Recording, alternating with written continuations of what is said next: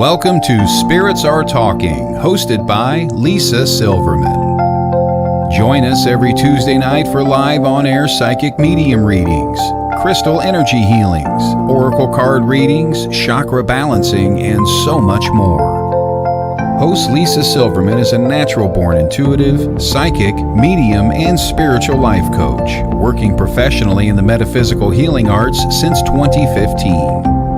Lisa communicates with loved ones and pets that have passed on for emotional healing and answers. Not to mention, she is an established interior designer since 2009, focusing on feng shui, modern design, and house healings by creating a harmonious energy flow for her clients.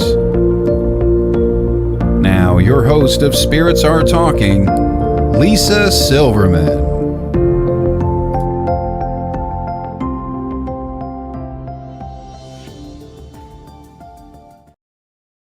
Hi, thank you so much for joining me tonight.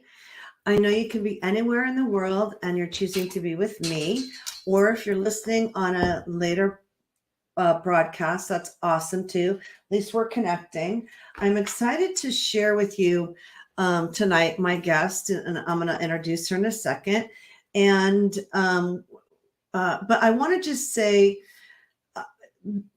about what I've been doing lately is grounding and running my energy and balancing my chakras. I feel like we all need to take a moment, which is self-care, which Dr. Marla Goldberg, my guest, will be talking about.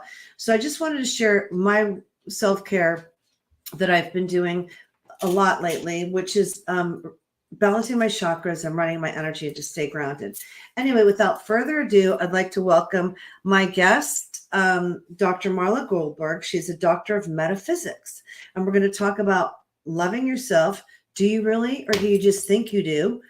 She's a self-love expert. Marla Goldberg and I will talk about self-love and what it is and why it's so important to attract healthy, loving, supportive relationships and better life experiences. So please welcome Dr. Marla Goldberg. Hi, Lisa. Hi. Thank you for having me on. I'm so excited to be here. Thank you so much for joining me. I'm excited to have you. We met last week and it was so lovely. And I wanted you on my show and the time worked out. So it was perfect. I'm just going to share a little bit about you and then have you jump in. Is that okay? Absolutely. This is whatever you want to do, just do it and I'll just follow along. Okay. So loving yourself, do you, or do you just think you do? You're a self-love expert. And we're going to talk about self-love and what it is and why it's so important to attract healthy relationships for yourself and with others, and about boundaries. We're going to talk about boundaries, right? Yes. Marla Goldberg is a doctor of metaphysical healing. She's an ordained minister, an intuitive, a teacher, a speaker, a self-love expert, a best-selling author of her book called My Fucking Long Journey, but to loving myself, a guide to a shorter path, and creator and host of Guided Spirit Conversations podcast. So you can find Marla's podcast on Guided Spirit Conversations podcast. Marla is committed to helping people heal on their journey to loving themselves, and she likes to say warts, wrinkles, and all. So Marla, welcome. I want to know about your practice and what you do and who you are. Share with us. So I've been on this path this is my 20th year. I started in 2003, and it has been, I have to say, the easiest, hardest path I've ever been on, because, when you get out to the other side, when you work through your things, you never thought life could be so amazing. And I love that. What I've learned through my journey is that we as humans were put on earth to get through the challenges, to get through the struggles, not to wallow in it, not to get stuck in it. And so that when we get out on the other side, it's like our Eden. And that's what they're saying to me. It's like your Eden, the Garden of Eden. And right. And it truly is. And so you mean being a spirit in a human body? Being a spirit in a human body, but working through healing those issues that you bring in from your past lives, Love that it. you collect in this lifetime, because, and it's funny, I had a conversation with someone where, you know this, I know you do, that we choose our parents, we choose our circumstances, and we have a soul plan. And I remember when I first heard this, it was at the beginning of my journey, and I said, why the you know what would Yeah. I pick this life? Why would I do it? And I couldn't understand it. I couldn't wrap my mind around it. Moving forward 20 years, I now understand that I chose the life that I chose to get through the issues that I needed to get through, to heal them, to remove the blocks, and now live the best life I've ever lived. I love that. It's so true. I believe we picked our parents, and I said the same thing, and the family unit dynamic, Yeah. right? And then, and we have these soul contracts and soul agreements. And then we think, how did that happen? So, what 20 years ago was your light bulb moment to heal? Because I know, excuse me, you're very spiritual, and I was always spiritual as a little girl. But what happened 20 years ago to have you realize that you need to not, were you wallowing in your stuff, that you needed to move through it? What happened 20 years ago? I was in a bad marriage, and it was abusive, not physically, but emotionally, mentally, verbally. And it was January of 2003, and I had started having chest pains, and they just weren't going away. And one Sunday morning, I woke up and they were really bad, and I could not wake my husband up to go to the hospital with me. So I just said, "Screw this!" I got in my car, went to the hospital, to the emergency room, and I can't remember if I called him at some point or if he just started calling everywhere and found me. But he came to the hospital. He stayed exactly 15 minutes, and he left. And I went into the deepest depression. I think I was like a deer in headlights. I didn't know what to do, where to go. I didn't even know who to talk to about this. I really had no one who I could really lay, this out and have anybody help me. And I went to a women's conference. And in the women's conference, there was a woman talking about how to heal yourself. And I'm in the audience, and she's talking, and you know how when you start a talk, you ask these questions, raise your hand if this, and raise your hand if that. And I am raising my hand for 15 minutes. And everything she said resonated with me. Right. And so I couldn't understand what she was talking about, but whatever she was saying, if you have this life, that resonated part. And so the next week she had an informational day in Milwaukee, Wisconsin. At the time I was living in Chicago. Milwaukee is an hour and a half drive away. And I said, I've got to go to this. So I went, and I still couldn't understand it. And at the end of the day, she gave you a partner, and she put on a song. It was like the longest song I had ever heard, longer than Indigada Davida. And and you have to stare in somebody's eyes, a stranger's eyes, and you can't blink, you can't turn away. Well, you can blink, but you can't turn away. And I was like, this is so strange. Why are we doing this? And this is what's going on in my head, not understanding a thing. And then I ended up signing up for her basic class. And it was during her basic class that I had my first known psychic experience. And what I realized was that I had been having many psychic experiences along the way. But this is the one where I would really acknowledge that was clairvoyant and was able to see. And I signed up and went to her 3-year mystery school. I love that. And graduated learning 15 modalities. And what was great is that my teacher's philosophy was, before you can clean anybody else's closet, before you can help anybody else heal, you have to heal yourself. You have to clean your own closet out. And so through the 3 years, I was doing a lot of, healing and clearing with my other student colleagues. And then, friends you make along the way that you meet who, brought me into soul. She did, I can't remember the name of it, but she would get into your soul and see what was going on. It was phenomenal. Wow. And so I just kept going. And then I met a gal who was doing spiritual response therapy, SRT. And I was going through this divorce, and this divorce was just brutal because the judge was personal friends with the named lawyer, the top principal lawyer of the law firm he was using, my ex was using. So for over 2 years, everything kept going his way. And in the meantime, I was still taking classes in between. But I started working with this woman twice a week for an hour and a half.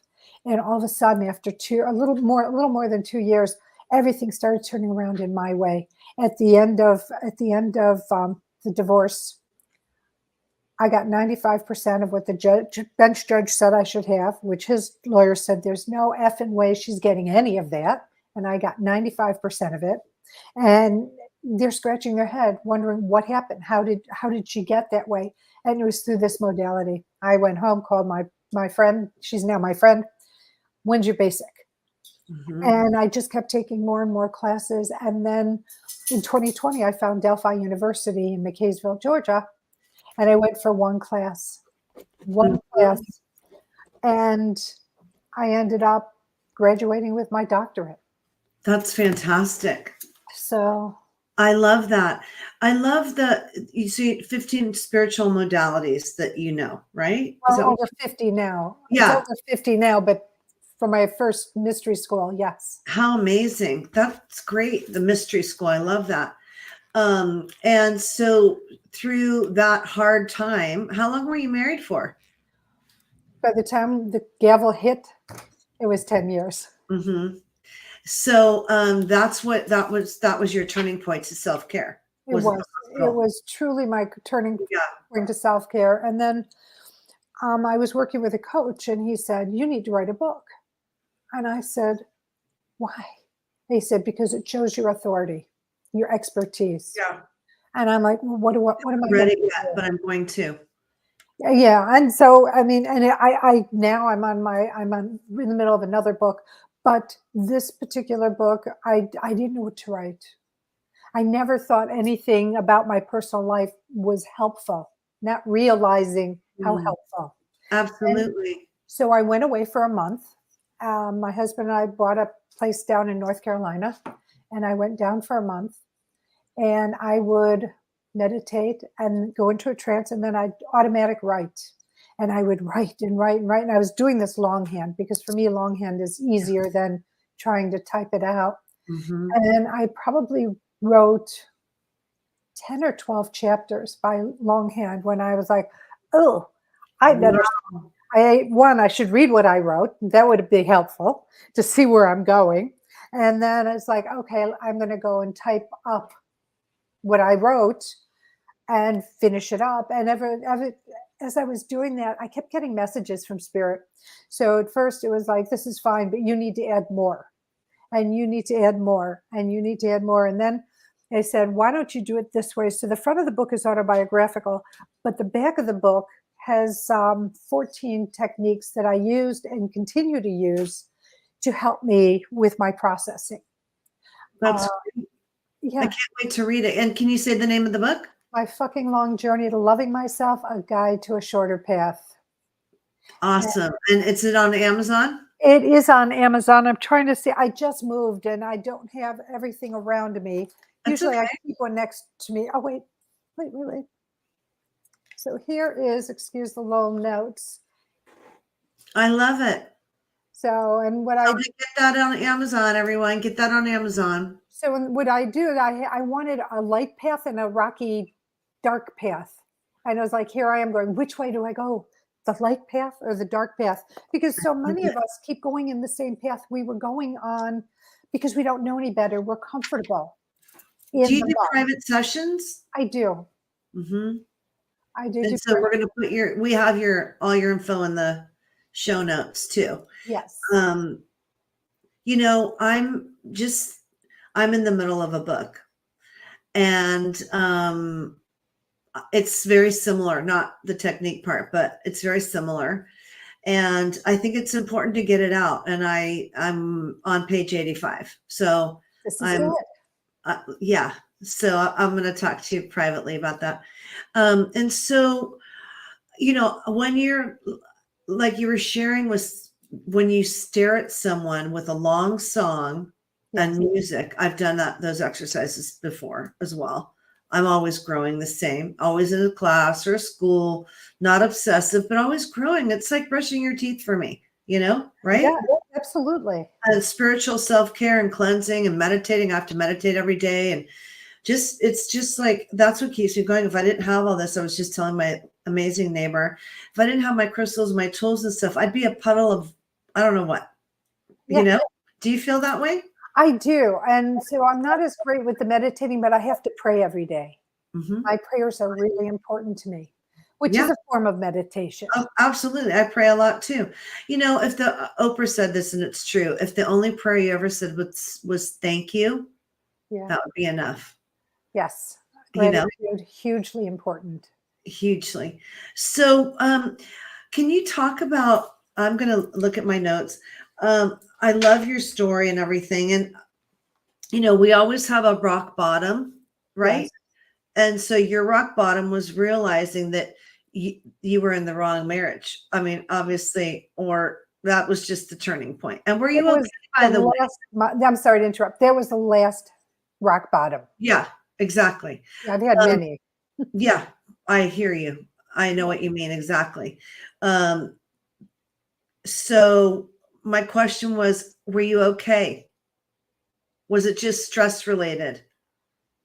No, it was no, it was more than just stress related. It was about how I didn't care about. I mean, I thought I loved myself.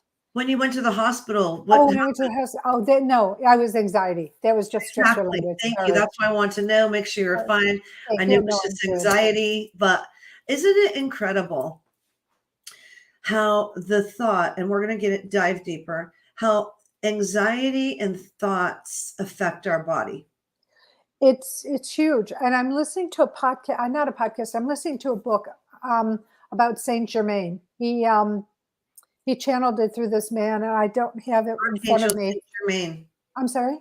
Archangel Saint Germain. Yeah, Saint Germain. Yeah. Yes, and Saint Oh, yeah. Germain, and they were talking about, it's okay to have a thought. It's when you put the feeling with the thought, where it changes the thought into an action item.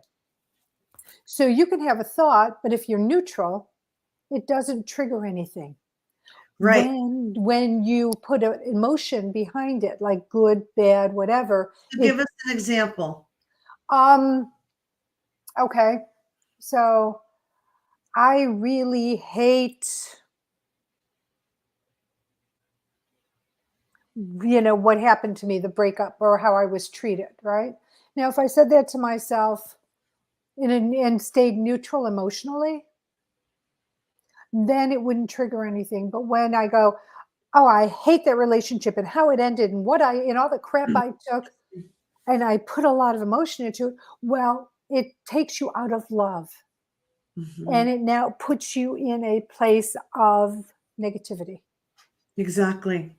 And anyway, I was listening to it going, yeah, out loud when I'm walking my dog in the street going, yeah, that's so true. I know. I listen to podcasts all the time. You'll have to share that with me. I did a workshop the other weekend, and it was so fabulous. And so this is what I do a lot, and I write a lot because I'm a Virgo. And so we're in our head. Okay. Virgos are naturally overthinkers. I'm in my head and I like communication. So what I say and I do every day, even when I feel unhappy in the moment, is I'm so happy and grateful now that I like that. I'm so happy and grateful now that I have my cold drink. I made my coffee. It can be small. I'm so happy and grateful that I have my dog, my kids, you know what I mean? Yes. And that just shifts. So, what I know to be true, and you're the expert, but I've done a lot of work and classes as well, is that when we think the thought, we have a chance. And my mom taught me this very young. And she was my first real spiritual teacher, and she was very difficult, my mother. But one of the gifts she gave me was my very strong spiritual sense of self. And I'm forever grateful for her for that. But what she did say is a thought you can change in 1 second. You don't have to stay there. Right? Well, it's true. And here's the thing, you have an emotion. If you just breathe through it for 90 seconds, you can dissipate it and let it just go away. You can work, not hang on to it. 90 seconds of breathing, not thinking about it, just breathing through. And you'll dissipate the emotion, whatever it is you're feeling. So if you're feeling hurt from rejection or abandonment, relationship issues, or frustrated about work or what somebody did to you at work, if somebody usurped you at work, whatever it might be, slow deep breathing for 90 seconds, you will get through that. And then you can get on with your day instead of hanging on to it like a lot of us do. Right. So, and I love that. And the power of breath's great. And you can do a lot in just 5 breaths too. Yeah. Like I will release through my root chakra to let some of that go and say, I can let go. It doesn't have to stay in my body. Right. Yes. But I love that, it's being conscious. That's the thing. We have to be aware that we're having that negative thought in order to take the breath for 90 seconds, right? Right. Well, I think a lot of us know we're triggered. Somebody cuts us off driving, right? You're triggered because you're screaming at the guy. So pull yourself back, slow, deep breathe for 90 seconds. And, you'll let go of that animosity for that driver. You won't carry it throughout the whole day and let some stranger ruin your day. Exactly. I agree. So when did you realize that you didn't treat yourself with love and consideration? It was when I started on my spiritual path, when I started healing, and when I started learning concepts that were really foreign to me. Because people would say, well, Marla, do you think you love yourself? And I would say, yes, I love myself a lot. And I thought because I bought a new pair of shoes or a new dress or knew this or knew that it was me loving myself. But yet I would get into I would make choices, and choices are so powerful in self-love. And I would make choices to bring these people into my life who were the same people, different body types, different heights, different hair, but the same people, same personalities, same energies. And because it was trying to show me something, and stubborn Marla was having a very difficult time with that. So it wasn't until I was on my path when I was given some insight into choices and what I was doing, and that your choices reflect how you feel about yourself, not just to yourself, but to the outside world. Exactly. I can relate very much so because I'm an empath and so are you. Yes. Right? Yeah. And when we're empathic, we attract people, not anymore. We've had, unless we're, I know the red flags, but just like you said, it's the same vibration, the same energy, only different package, whether it's a girlfriend or a guy friend or a sibling, right? And then you keep repeating that same relationship where you're disappointed or you're abandoned or they're narcissistic and they suck you dry. Is that what you're talking about? Absolutely. Absolutely. I was telling a girlfriend, all these men that I dated, not all of them, but a lot of them, they were attracted to me. They liked my personality. They liked who I was. But through the course of our relationship, I noticed that it was like, change how you dress, change how you speak, change how you react, change. And it's sort of like, whoa, wait a second. You were attracted to me for a reason, and now you want to change all the reasons that you're attracted to me, or you were attracted to me. For what reason? To be somebody who I'm not going to be because I'm me. Exactly. I've had that experience also. Okay. And then it's like the love bombing. That's the classic narcissist with the love bombing, right? And you're the best thing that ever happened. They try to move the relationship along fast and you're like, whoa, slow down. And then they start to criticize you. Yes. Right. And devalue you. And then you're in this roller coaster of what the is going on here. And Yes. it's very difficult. I've had that experience. I would love to do a whole show on that topic, but it's so you realize that you kept picking the same type of people and that there was the common denominator is you and like it would be me and Yes. right. Absolutely. And so what happened is, it's funny because I started praying and I started adding different things to my prayers. And what I would finally do is I asked Spirit, I said, okay, if you're going to bring me another relationship, this is what I don't want. I know this was so polar opposite about what I've been taught, but this is what I don't want. So don't bring me this, but this is what I do want. Right. And I get very detailed. And then I would say, and show me those red flags early on. If you're going to test me, because Spirit, I believe Spirit will test you to see if your resolve is really your resolve. Yes. And and Spirit will test you.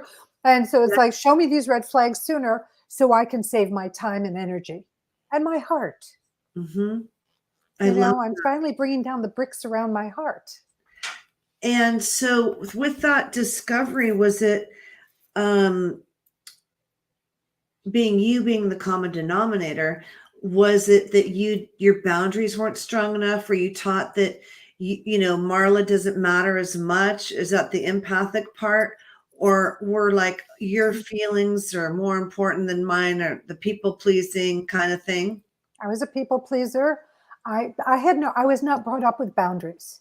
So if you're not taught boundaries by the people who are supposed to teach you and guide you in things, you've got to learn them some way, or you don't learn them at all. Many people don't learn them at all, and then they don't understand why you've got these boundaries, and aren't you being a bitch? Well, Right. no, I'm not being a bitch. I'm being very, very careful and selective about me. And this is what I will tolerate. This is what I won't. This is my fudge line. So, you have a line, but then you have a second line. So it's like, this is my line. But, for family members or certain people, it's like, okay, I'll give them a little bit more. And then it's like, absolutely no more. This is it. These are my boundaries. And now I have very strong, very delineated boundaries. I know what I will deal with, what I won't deal with. And people don't understand how I can be the way I am, because they think of it as being more hard-hearted, but it's not. It's more soft-hearted. And you have to have those to protect yourself from people who will, like you said earlier, vampires, people who will think nothing of stomping on you. Yeah. Nothing. People are when you're empathic like you and I are, and most people that are going to be listening to this now or in the future, we don't know how to say no that well. Oh, okay. Or we don't want to. And I have created very strong boundaries as well. And this is how everybody needs boundaries. Children need boundaries for themselves. We all need boundaries for others, and for ourselves. Well, you tell a kid no, right? Why? For safety. So it's also for safety, for protection. Right. The reason Don't run across the street. Look both ways. Right. To protect yourself, be aware. So I so agree with you, Lisa. Yeah, interesting. You used the phrase warts, wrinkles, and all. Why do you state it that way? I just thought it was funny because, it's funny. Very cute. We look at ourselves, male or female, it doesn't make a difference. And we're always going to the part that, oh my God, like my eyebrows are bushier, my hips are big, or my boobs aren't as perky as they used to be, or blah, blah, blah. And a huge part of self-love, and I know there's a process I go through in my book, but it's part of self-acceptance. And if you don't accept yourself, you can't love yourself. Mm-hmm. Or others. Well, more important for yourself, because until you can love yourself, you really are not going to bring in somebody who can love you the way you need and want to be loved. Right. 100%. And you won't be able to love somebody else the way they need to be loved or want to be loved. Mm. And so you have to start, for me, um, part of it is getting all the repressed stuff out. I know I'm deviating, but I will get back to the answer. I know, I And love then it. it goes into, once you get these repressed, because we're repressors. Humans are repressors, most of us. And we don't process Explain our what that emotions. means more. Don't Pardon? explain what that means more. So, we're hurt. And I call it the Scarlett O'Hara. So if anybody's watched Gone with the Wind, which Yeah. is such a classic, the main character, Scarlett O'Hara, something would happen to her and she'd stand on the top of a hill and she would make a vow, God is my witness. Um, I will not deal with this, or blah, blah, blah, blah, blah, or I will never be hungry again. And she'd do this and she'll go, fiddly dee, I'll worry about this tomorrow, kind of a thing. And so to me, that is, repressing something because you're not dealing with it. I'll deal with it tomorrow. I'll think about it tomorrow. Worry about it tomorrow. And then you just shove it down. Right. Well, when you repress it, that's where you get lots of physical ailments because you haven't gotten these emotions up and out of your system. And so in my book, I give exercises on how to do that. Then there's the next step in my process is you have to do forgiveness. Not just forgiving other people, but you have to forgive yourself. And that's not even harder than forgiving other people. And people go, why would I want to forgive him or her? Why would I forgive that? I don't want to let them off the hook. But the reality of it is forgiveness is never letting somebody off the hook. It's giving yourself the gift. So forgiveness is a gift you can give yourself over and over and over again. Absolutely. Because when you don't forgive, and I do this with my clients too, a lot of forgiveness with people that have passed over and living, of course. But when you don't forgive, it keeps you attached to that person and they don't care. They're done. They've moved on. They're not paying you enough money to be, in your head. In the head. Exactly. Yeah, right.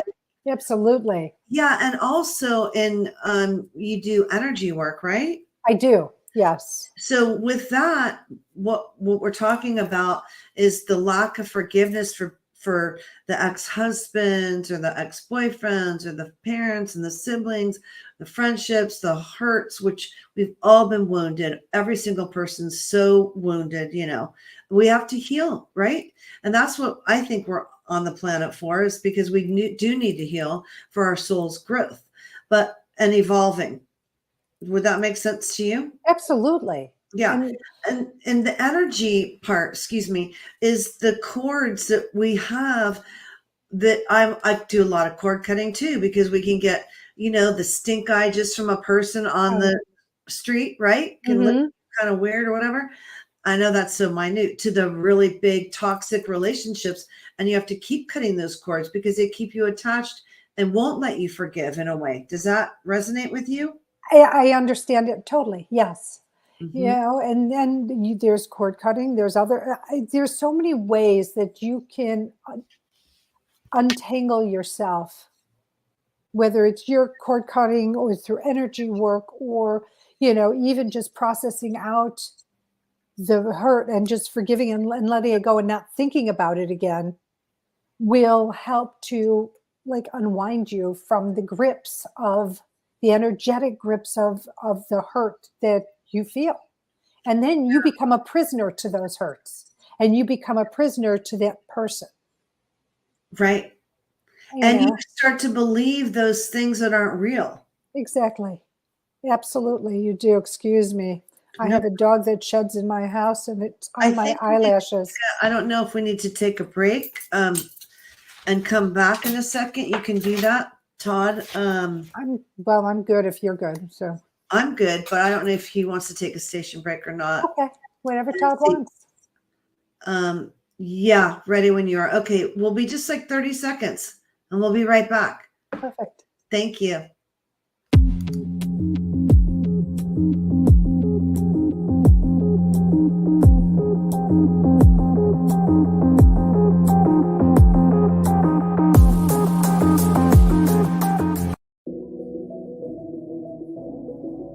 No matter the questions, Ellie Weisensell can help you find the answers. Ellie is a gifted intuitive and a natural energy healer, which she applies using the body code and emotion code healing systems, among others, to help you achieve balance for your best results. Are you looking for more clarity about which direction to follow with your life, health, or career? Let Ellie guide you. As a psychic, Ellie can provide clarity to the path you are on, so you may use your free will to change the direction of your life.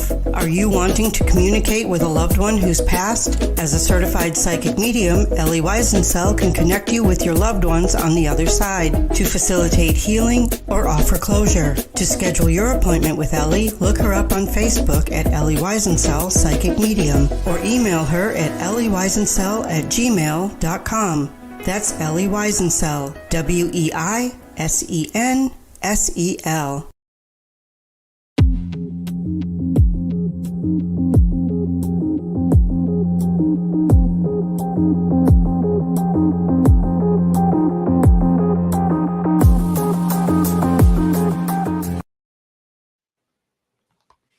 We're back. So what is do you have a practice that you can give besides the breathing, the 90 seconds, which is a great one for the ability to, do you have any practices or exercises that our listening audience could bring into their daily lives besides the great technique of breathing? Yes, I have a lot. How much time do we have? I know, right? Exactly. Give us your top 3. Okay, so one of my favorite things for getting out repressed emotions, I call it release by exertion. And my favorite, what? I'm sorry. Exertion. Release by exertion. Okay.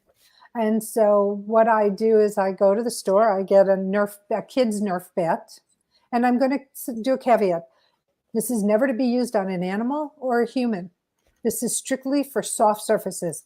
Mattress, sofa, overstuffed chair. Okay, no physical bodies. No physical bodies in any way, shape, or form. Got it. And then you just take this bat, and I love doing this, and you just start smacking your soft surface.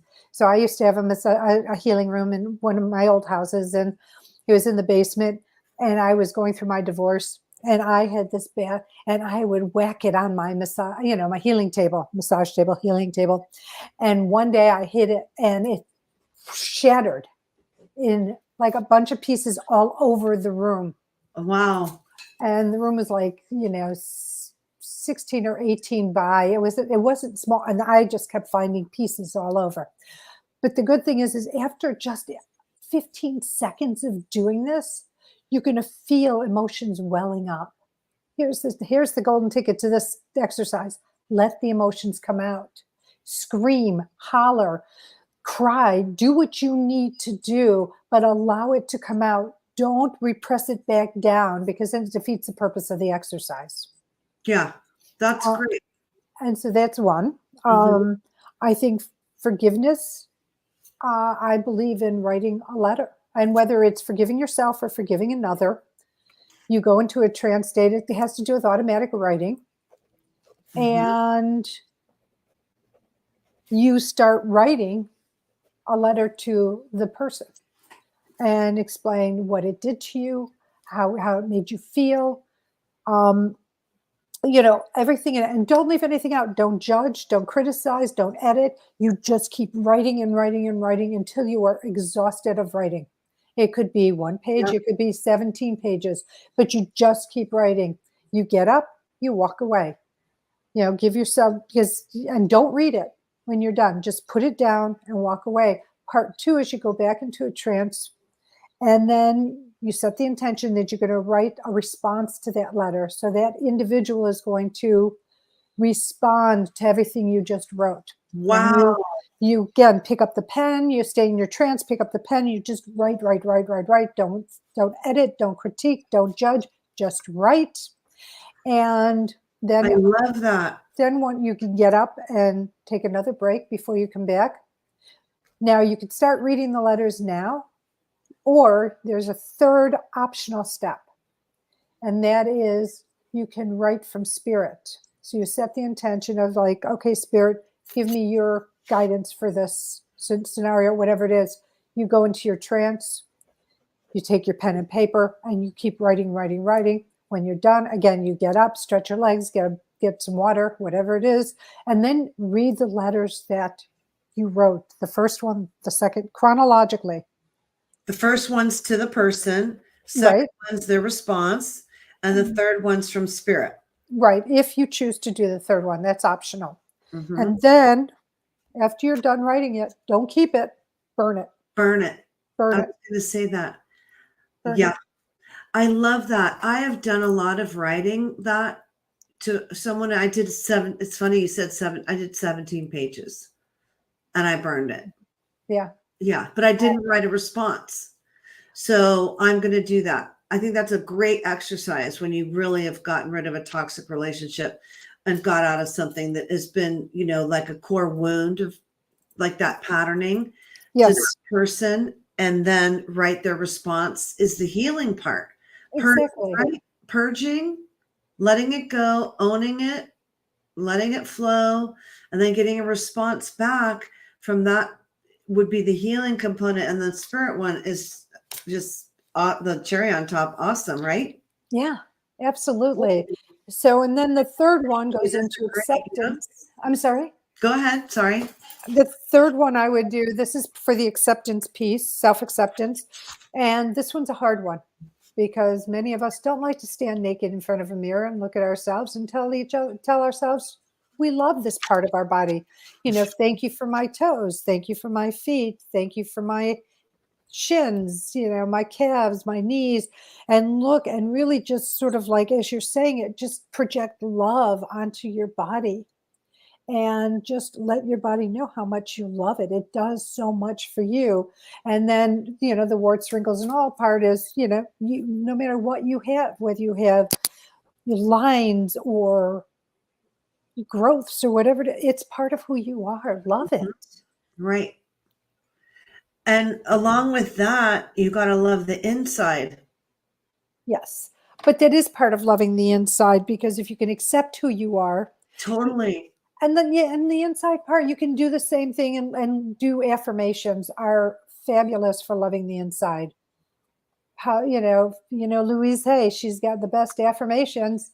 Yeah, Queen of Affirmations. She was my first, one of my very first, besides my mom and my grandma, great grandmother, first spiritual teachers was Louise Hay that really resonated with me. And she's amazing. So yeah, she is definitely the Queen of Affirmations. Yes. And I do a lot of affirmations too. I catch myself. I do affirmations. I can let go. I don't need that. That's someone else's story. I am. And like I said in the beginning, the top of the hour, I'm so happy and grateful now that. And when you do that, and I do that personally, you own the feeling, and it's the feelings that manifest what you want and who you want to become. Does that make sense? It does make sense. I'm I agree. so happy and grateful that. And by saying I'm so happy and grateful, you're saying thank you. And now brings it into the present time. And that is whatever it is. Well, gratitude program or practice, not a program, a practice is so powerful. And it's really important to do. And if you don't have a practice, another thing I will suggest, and if, start with 3 things in the morning, 3 things as you're going to bed. I have a lot of very copious, very detailed gratitudes that I do every single day. And then, at the end, because I can't mention everything, there's not enough time in the day. I go to sleep still saying the same affirmations from the morning. I get nothing done but affirmations or gratitudes. Gratitude. Yeah. I'm sorry, gratitudes. And, but I always end it by saying, and I'm grateful for all the millions of things or trillions of things that I don't have time to state individually. I am grateful for it all. Yeah. And I love that. And I'll say in certain things and anything else I forgot. Yeah. Right. I love that. I'm going to ask you another question. And we touched on it. So how are boundaries important to your self-respect? Well, when you don't have boundaries and you're a people pleaser and you let people walk all over you, it's showing them you don't have self-respect. When you put boundaries in place and say, no, I'm not going to tolerate you treating me this way, I'm not going to X, Y, or Z, then you're showing I respect myself, I honor myself. Mm-hmm. And not only are you showing it to other people, you're showing it to yourself. And then the spiritual snowball grows in terms of the power that it creates within you. And you're not worried Exactly. about other people's thoughts or their projections or their jealousies and how they're talking to you. You're like, no, it doesn't work for me. Sorry. Yeah. And it can start with just saying, I appreciate the invite, but I'm not going to be able to make it. Yeah. Right? Yeah, absolutely. You don't have to say, you don't have to be mean. You just say, no, I'm sorry. That's just not going to work for me. Yeah. And that's just like, if you don't want to be in that company, you don't feel comfortable or whatever it is, right? Well, this could be with forgiveness too. Just because you forgive somebody doesn't mean you want to invite them to your table. Right. Just because, you want to put a boundary up, just because your boundary's up. And because your boundary's up, if you're keeping them on the other side of the boundary because they keep trying to push it, you don't want to invite you to the table anyway, because all they're going to do is not honor you and respect you. So don't allow people into your life who don't treat you the way you deserve to be treated, which is with love, consideration, support, honesty. I mean, we all deserve this. Absolutely. And it's becoming less and less, even though there's a lot more light workers coming out. I feel like we have to share back to that kindness. The human kindness in the last 10 years has just diminished. Would you say? Oh, absolutely. And it's funny because what popped to mind is political, right? Oh, And yeah. and in 2015 and 16, people were like, if you don't think my way, you don't believe my way, or you don't like the person I like, you're erased out of my life. Yeah. Families broke up because of political things. And it's coming around again. And you know what? All you have to do is say, we can agree to disagree. You have the right to believe what you believe. Please, I have my beliefs. You know what they are. I respectfully ask that we don't talk about it and just Exactly. not allow that to come into your energetic field. Right. Those are boundaries. Those are. And those are. The thing is like in my energy work and chakra balancing, the third and the fifth is very connected, right? Yes. So you get the feeling in your stomach and you don't say it in your throat. And you have to say, that doesn't work for me. That's my boundary. Let's agree to disagree.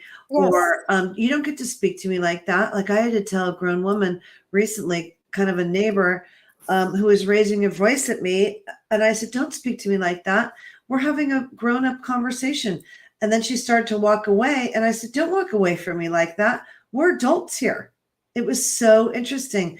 And I asserted she was very prickly. I asserted my boundary for myself, not for her. Right. It was for me to say, you don't get to talk to me like that. Don't raise your voice at me. We're having an adult conversation. Yeah. That's one way. And as an empath, that's not always easy to do.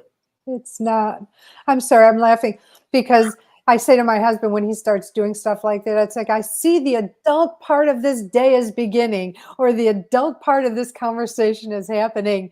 And he goes, but when she starts raising her voice, it's like, yes, I see the adult part of the tantrum is happening, right? It's like, Yeah. I was just what's like, going on? no. And that's a person that has no boundaries, actually, this woman I'm speaking about. And so being an empath and sensitive to people, it gives us more strength and self-awareness and protection to say, hey, that's not working for me. You don't get to speak to me like that. Right. And then they're like, wow. And then they get more offended because it's like, what do you mean you won't take that? And that's what she did. She started to walk away. I said, you don't walk away. We're having an adult conversation. Let's finish this conversation. And she's a 7-year-old woman. I called her out, and it was for me because respectfully. Well, you have self-respect. You respect yourself, and you're not going to take somebody else vomiting all over your field energetically. And when somebody's raising their voice and screaming, and not that I'm, and I'll be honest, I have my moments. I have times I lose it. I'm human. But Absolutely. I'm also But to very my quick neighbor, to appreciate. right. So how is one's love of self part of their ability to communicate with spirit? Well, that's a great question. I think when you love yourself, you're in communion with spirit because you're open. I think when you treat yourself with love, with respect, you build your self-esteem, your self-confidence, and when you do that, I think you truly are open because you let a lot of the other stuff that control your mind take over your mind. It's the monkey chatter, right? Oh, this happened, that happened. What do most people have monkey mind about? Right? It's not the good things. They don't sit there and go, oh my God, isn't it wonderful? I got a dozen roses and I got That's 14 kisses. People don't mull over kisses and roses and gifts. For the most part, they might a little bit, but they touch on them, but they really not keeping them up at night. It's no, not keeping them up at night. no. But this negative stuff, that's what they chew on. That's what people tend to really dig into. And life's just too short for that. And so when you're in the place where you're loving yourself, when you're in the place where you're accepting yourself, you sit in a more joyful place. When you're in a more joyful place, you're really communing. That's what spirit wants. Spirit is joyful. Absolutely. You're joyful. You are emulating spirit. I could not agree more. I have some really lifelong friends. One of them's on here now, actually, in the chat. And I know I was born happy. I was born happy and fun and funny. And along the way of life, we tend to lose part of that sometimes. So when I want to do some serious healing, I remember my childlike self being so silly and laughing at farts, and you know what I mean? Which I still do, I have to say. I'm sorry. My daddy raised me right. I mean, hilarious, right? And so we have to giggle at the things that tickle our funny bone to, find the joy. Yes. It's like if you want another way, I think, if you don't mind me sharing this, is watching a comedy. Yes. That is really important to shift. Laughter is important to shift. Laughing at anything is important to shift. Finding the humor in things. My husband and I get through a lot because we laugh a lot. One or the other will, if things are getting too intense, we'll do something to break up that intense energy and to just, cut up. Smile and laugh. Exactly. Yeah. Thank you so much for being with me. And so do you do one-on-one consulting? I do one-on-one sessions on my website. Sessions? I'm sorry? I mean, do you do I don't do group sessions. I do one-on-one sessions. And so I do intuitive life coaching, the SRT, spiritual response therapy, past life regression, and space clearing. So out of all the modalities, this is where I'm resonating. This is where I lean. I have other things I'll pull out of my head if I need, things I'm being guided to. But this is where I sort of stay. That's your lane. Real quick. Well, I want you to stay on for a minute after so we can have a private conversation. But past life regression is very healing. And if anyone has the opportunity to have it, like I shared last week on my show about past life regression, and Helen Wambach, you remember her, right? Are you talking to me? Helen Wambach. Who's Helen Wambach? Why is it named? She was a past life regression. She created past life regression. And I think she was one of the founders of Figuring It Out. I don't know Oh, exactly. wow. And when I was in my teens, my mom was very woo. I grew up in a Jewish house, but very woo-woo and very progressive. We had a past life regression thing. It was my first one. And I was like 15, maybe 16. And there was 20 people in the house laying all over the house, and by Helen Wambach. And I shared it on my show, I think it was last week or the week before, about reincarnation and past life regression. And so I love that you do that, like a hypnotherapy. Yeah. So I take people and put them into a trance and then take them on a journey. And it's amazing, amazing. Yeah. Past life regression work I've done many times in my life, and I think it's amazing. And I would love to have a session with you on that for sure. So if you want, looking for someone that does past life regressions, Dr. Marla Goldberg is here. Go to our website. You want to say your website? Marla Goldberg, and Goldberg has 2 R's, GOLDBERRG.com. Very simple. Perfect. And they can book online and stuff? Or You can book online, or you can email me at marla@mghealer.com, and we can set an appointment. I offer 20-minute complimentary evaluation/consultations. And, we can talk about what might be the best course of action. If you know what you want or what you need, that's great. But Yeah. a lot of people go in and they really need a mixed bag of things, because it's just different ways to unearth situations and what's going on. Sure, absolutely. That's why you have a lot of tools in your tool belt, because not everyone is the same.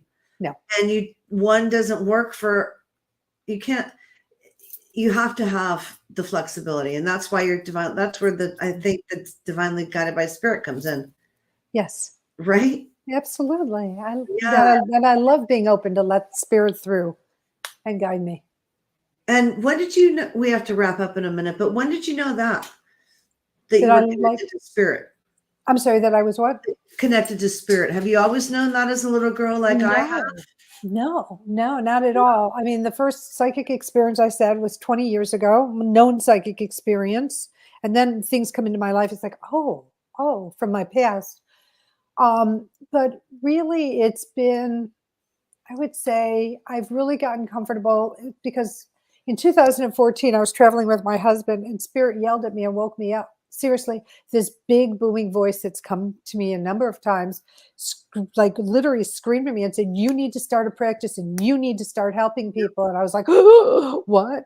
And I thought it was my husband, but why would he say that? I couldn't understand. And he was sound asleep. And then when he got up, I told him what happened and we spoke about it. So I started part-time. So I was a reluctant healer. I was really reluctant of going on my path and staying on my path to help others. Yep. Same here. Absolutely. Like, this can't be real, when my rabbi of 50 years passed away and came to me, when I wanted to speak at his minyan at the temple, and I couldn't. And he came to me that night. And this is before and he said, I'm here now, Lisa, what would you like to say? And I told him how much I loved him and I appreciated him. And he was the founder of the temple, and with my kids and my parents, and he was at peace. And I was like, yeah, I had a lot of those experiences before I was able to open up like you and share your gifts with the world. I'm so glad you have shared your gifts with the world and with us. And I will get the book. And can you say the book again one more time, or show it? My fucking long journey to loving myself, a guide to a shorter path. I love it. Thank you so much. Thank you, Lisa. So don't go away yet. Thank you so much, everybody, for joining us. I appreciate you for the live. If you're listening to it on replay, awesome. And I'm just saying thank you so much to Todd, to my assistant Taylor, and thank you, Marla, for being with me. And I'm so grateful and happy that I had you on my show tonight. Me too. Thank you. Thank you so much. Stay with me. I will. Thanks, Todd. Thank you, Todd. The truth is here and now on WLTKDB Talk Radio at WLTKDB.com.